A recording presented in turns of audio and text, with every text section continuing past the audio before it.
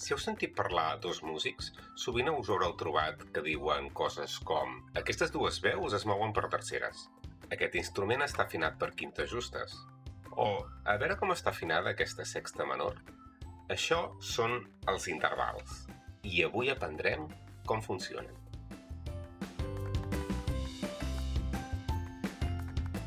El primer pas és comptar per quantes notes passem. Per exemple, de mi a si passem per 5 notes. Mi, fa, sol, la, si. Per tant, direm que és una quinta. De re a sol, en canvi, passem per 4 notes. Re, mi, fa, sol. Observeu que el fet que el sol sigui bemoll no afecta en res en què sigui 4 notes i que, per tant, sigui una quarta. Si mirem des de la nota do, veiem que do-re és una segona, do-mi és una tercera, do-fa una quarta, do-sol una quinta, do-la una sexta, do-si una sèptima i do-do una octava.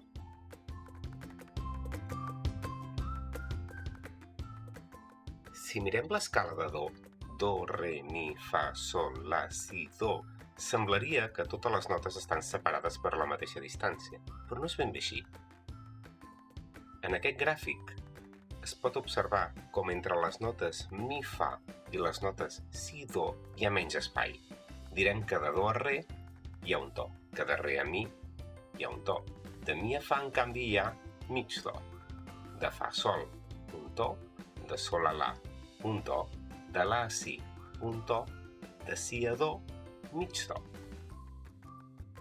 A més, hem de recordar que un sostingut puja una nota mig to cap amunt i un bemoll baixa la nota mig to cap avall. Per exemple, entre les notes mi, si, passarem pel mig to mi, fa, pel to sencer que hi ha de fa a sol, de sol a la, un to, i de la a si, un to. En total, 3 tons i mig. De re a sol bemoll, ens trobem que de re a mi hi ha un to. De mi a fa, mig to. I de fa a sol bemoll, mig to.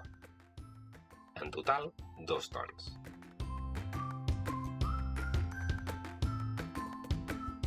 Quina relació hi ha entre les paraules major, menor, justa?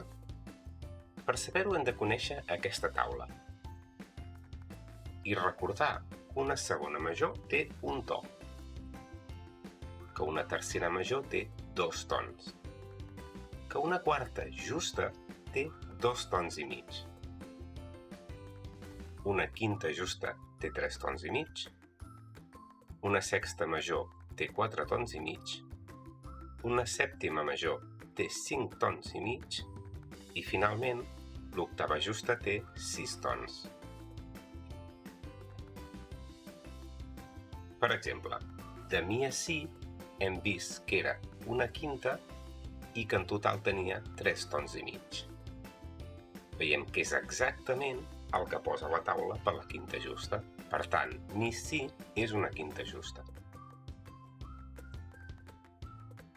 La do és una tercera. Recordeu que do sostingut és el mateix que do natural a l'hora de comptar la tercera. Per tant, és la, si, do. I aquesta tercera té un total de 2 tons, que és exactament la definició de tercera major. Per tant, la, do sostingut, és una tercera major. Però us preguntareu, i si la tercera, per exemple, no té 2 tons, això com funciona? Doncs molt senzill. Si trobem, per exemple, una tercera que és una mica més gran, mig to més gran que una tercera major, direm que és una tercera augmentada. Si, en canvi, és més petita, mig to més petita, direm que és una tercera menor. I si és encara mig to més petita, direm que és una tercera disminuïda.